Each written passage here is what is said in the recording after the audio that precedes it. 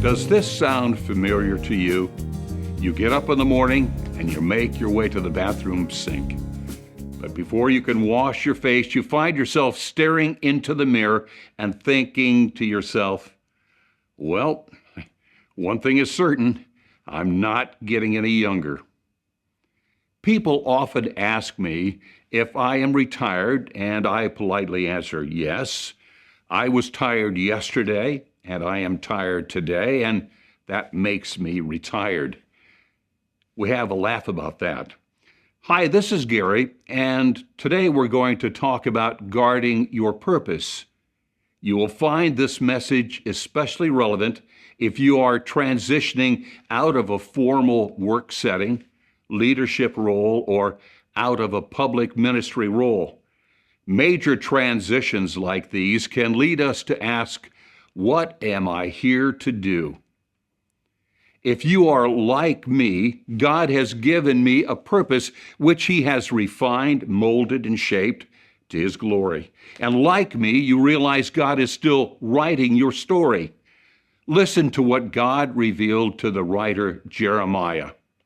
For I know the plans I have for you, declares the Lord, plans for welfare and not for evil, to give you a future and a hope. What these words tell me is that I'm not done yet, and neither are you. God is still writing our story. Let me tell you a little about what God has been doing in my life. My intent here is not to focus on myself, but to give God the glory. When I was in my teens, my pastor asked if I'd ever considered becoming a pastor. I gave him a very polite no. Instead, I was saying in my inner self, that's not going to happen. Not interested, no way. So I became a school teacher instead. My career lasted 3 years. This was followed by a 20-year second career in radio broadcasting in Kansas and Nebraska. And while in Kansas, my pastor suffered a heart attack, and he asked me to fill in as a teacher on Sunday mornings.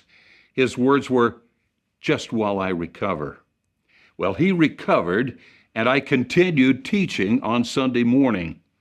When my wife and I moved to Nebraska, I continued teaching. I even wrote Bible studies for a Christian publishing house. By now, you've probably guessed where this is heading, right? At 59, I began studying to become a pastor and was ordained at 62, becoming an associate pastor.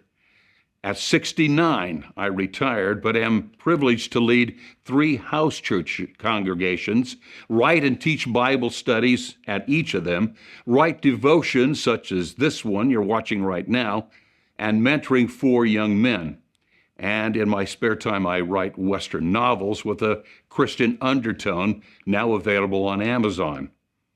Looking back, I can see how every chapter, whether planned or unexpected, was part of God's ongoing purpose for my life. And the same is true for you. God still has plans for you and me, even as we see our youthfulness vanish before our very eyes. You may retire, but your purpose never does. So here's your challenge for today. Pray about ways God can still be at work through you. This may include, but is not limited to, encouraging others, mentoring young believers and or unbelievers. There's hospitality, a gift that my wife certainly was given by God. There's prayer, storytelling, volunteering, and sharing the wisdom God has provided through the years. After praying, take action. Set about God's work by being faithful, fruitful, and impactful. What a wonderful legacy to leave. Be sure to join me next time when we look at what it means to guard your identity. To God be the glory. Amen.